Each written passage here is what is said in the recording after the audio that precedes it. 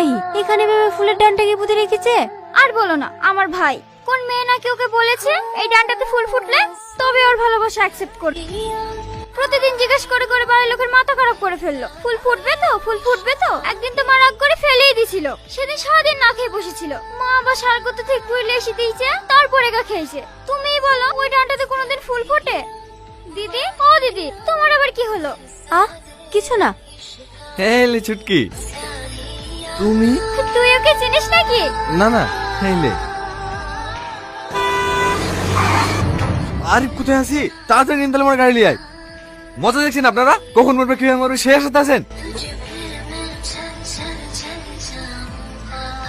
আরে তাড়াতাড়ি আয়।